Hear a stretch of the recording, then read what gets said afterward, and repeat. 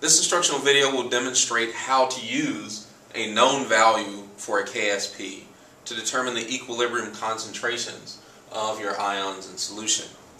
This will include two examples, one where we have a pristine solution and one where we have the effect of a common ion. In both of these cases the process remains pretty much the same, but we do have some specifics in terms of how we actually get to the final solution. So, assuming that we have an excess of silver chloride and we have no silver ions and no chloride ions, it's straightforward to determine this. For every 1 mole of silver chloride that gets used up, we will generate 1 mole of both of our products.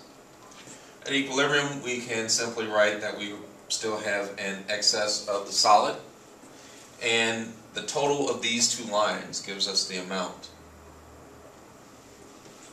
And so this means then that the value of Ksp is going to be equal to the concentration of silver ions multiplied by the concentration of chloride ions. Since this is x squared, we can substitute in the value here, and so we have that 1.77 times 10 to the minus 10 equals x squared. And then this means that all we have to do is take the square root of this quantity to get a value for x, which will be our final concentrations. And that comes out to 1.33 times 10 to the minus 5 molar. And so in this case it's very straightforward. Now, let's suppose that we have the presence of a common ion. And so in this case, let's say our common ion is chloride, and we start off with a concentration of 2.5 times 10 to the minus 6. So the change remains the same. For every 1 mole we use up, according to the stoichiometry, we will pick up 1 mole of silver ions and 1 mole of chloride ions. In equilibrium, we'll still have an excess. And since this is a Ksp problem, we really don't have to worry about what's going on with our solid. Here, we'll have simply x for the silver ion. And for the chloride ion, we have the sum of these two lines. So, we have our concentrations, and we can then write out that Ksp is going to be equal to the silver ion concentration times the concentration of chloride.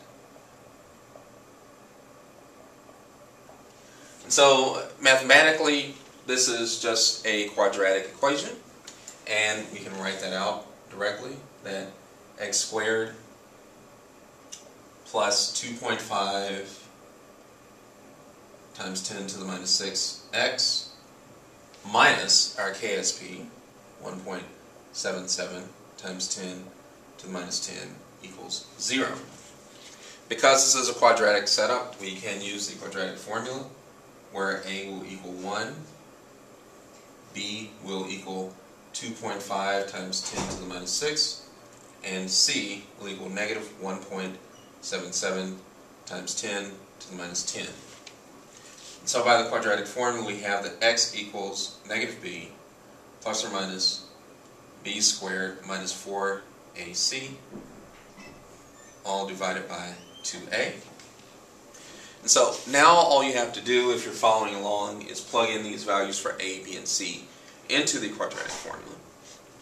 And ultimately what we find for x is that we get a value of, I have to read it here, minus 1.25 times 10 to the minus 6 plus or minus 1.34 times 10 to the minus 5.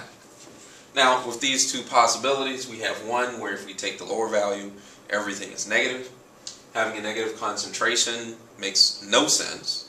So, we're going to be using the positive solution. So that positive solution means that x will equal 1.21 times 10 to the minus 5. This X gives us the concentration of silver. So our silver 1 ion concentration is 1.21 times 10 to the minus 5. And our chloride ion concentration then will be the sum of 1.21 times 10 to the minus 5 and 2.5 times 10 to the minus 6. This gives us 1.46 times 10 to the minus 5. Now, in order to check that everything worked out okay, if we write out our value of Ksp based on what we've solved here, multiplying the silver concentration times the chloride concentration, the value we get is 1.768 times 10 to the minus 10. And because this value will round off to 1.77 times 10 to the minus 10, we can be confident that this is a correct value for the Ksp.